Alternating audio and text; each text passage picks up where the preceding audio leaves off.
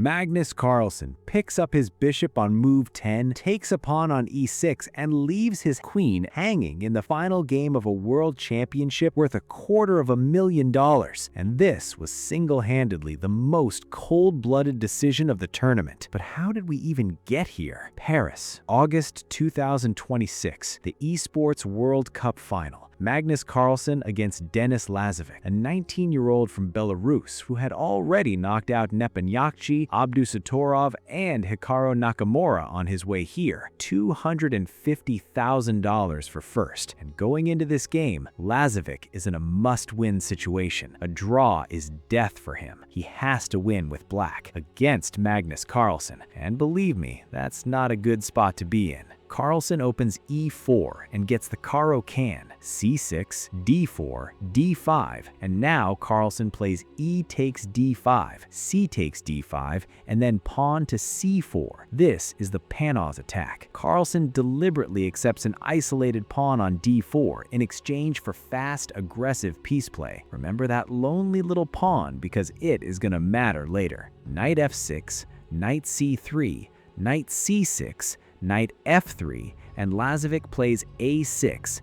Slightly unusual, but it stops anything landing on b5, and it is completely fine. Then, c takes d5, knight takes d5, and bishop to c4, pointing at the knight in the middle. Lazavik has a choice now. He can play e6 and be solid, but then his light-squared bishop will be buried behind his own pawns for the rest of the game.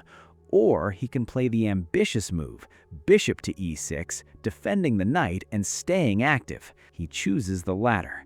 And Carlsen plays knight to g5. Now the theory move here is bishop to b3. Every strong player plays bishop to b3.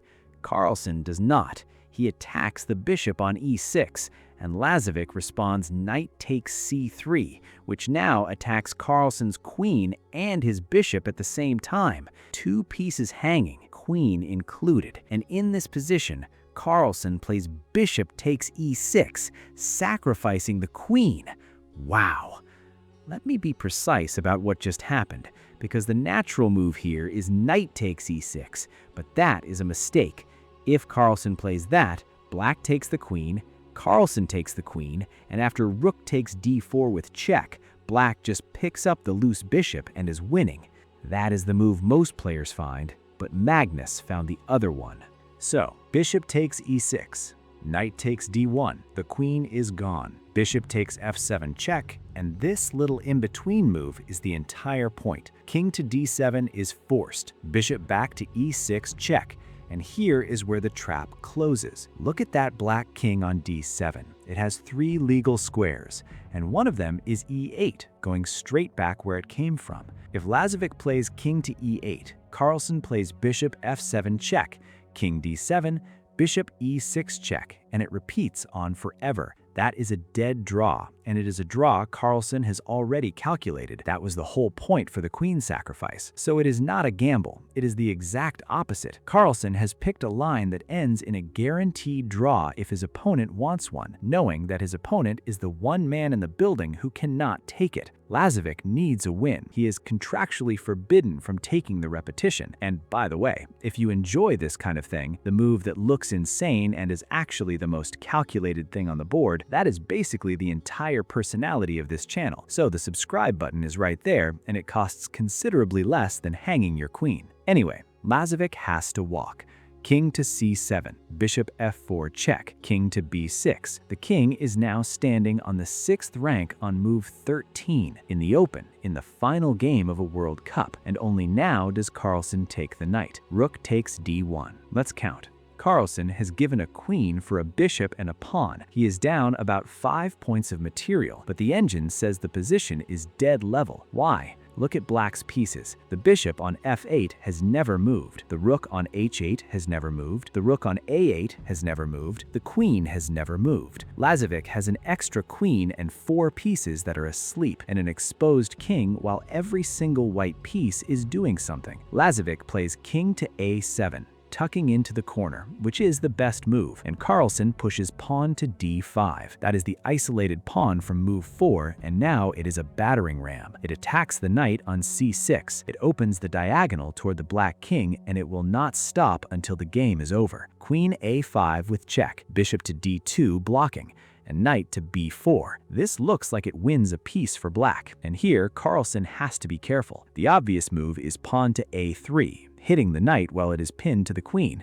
But that move fails because black would plays knight c2, queen b5, and the queen lands on e2, hitting everything, and white collapses. So instead, Carlsen castles, just gets the king safe and dares him. And Lazavik is stuck. He plays g6, the only useful move he has, opening a home for the bishop, because if he wastes a single move, knight to f7 and knight to e5 kick his rook around, and white improves for free.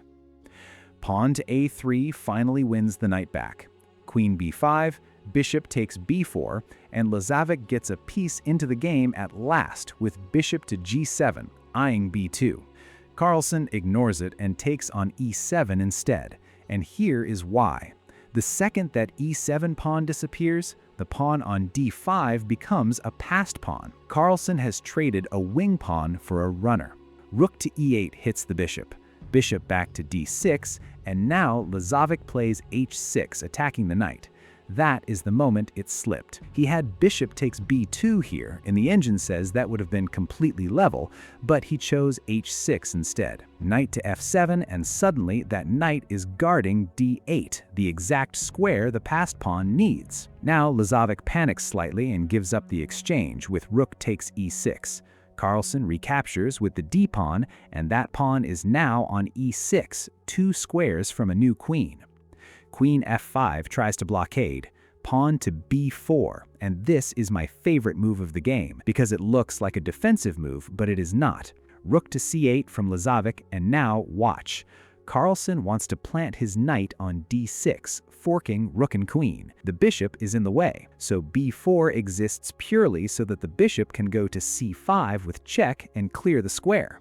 Rook e1 comes in, bishop to c3, and Lazavik throws the second rook at it. Rook takes c5, pawn takes back, bishop takes e1, rook takes e1, and Lazavik resigned. White is a rook down and completely winning, because the pawn on e6 is 1 square from promotion with a rook behind it and a knight covering the queening square. Nothing stops it. The queen cannot blockade it forever, and the second she takes the knight, the pawn queens. This man, Magnus, may just be the greatest we and the whole chess world have ever seen. So, tell me in the comments, if you were 19 years old, needing a win, and Magnus offered you a repetition on move 12, would you have taken the draw or done what Lazavik did?